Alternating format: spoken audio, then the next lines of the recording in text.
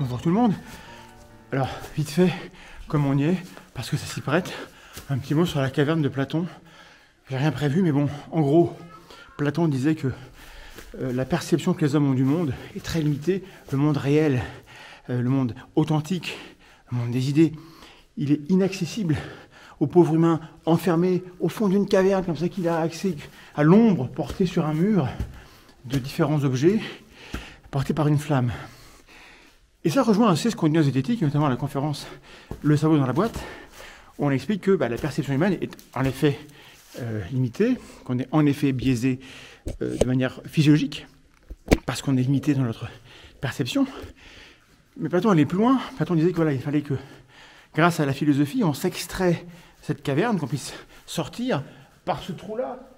J'imagine que c'est la caverne de Platon, c'est l'authentique, c'est la vraie. Je ne vous dirai pas où elle est, parce que les touristes lui feraient un sort, mais il faut quitter la caverne au prix de beaucoup d'efforts en philosophie pour se remettre en question, douter, se questionner, etc.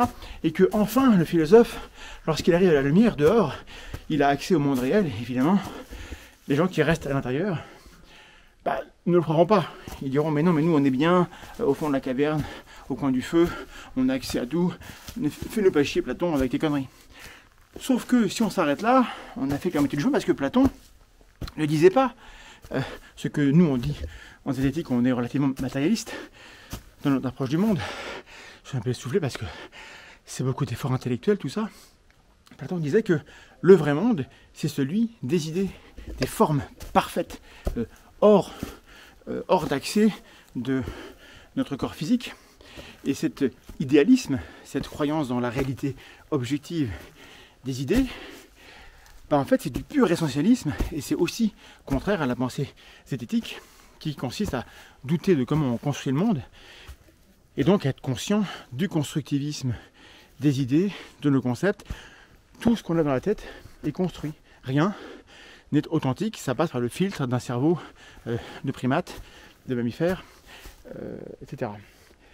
Donc la caverne de Platon n'est pas forcément ce qu'on croit qu'elle est, c'est pas une métaphore du fait qu'on peut s'extraire de la caverne et avoir accès au monde réel, mais c'est l'illusion platonicienne de pouvoir avoir accès au monde vrai des idées.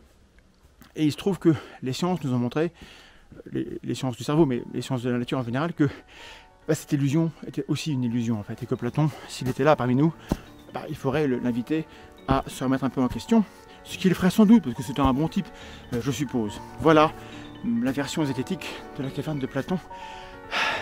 À très bientôt.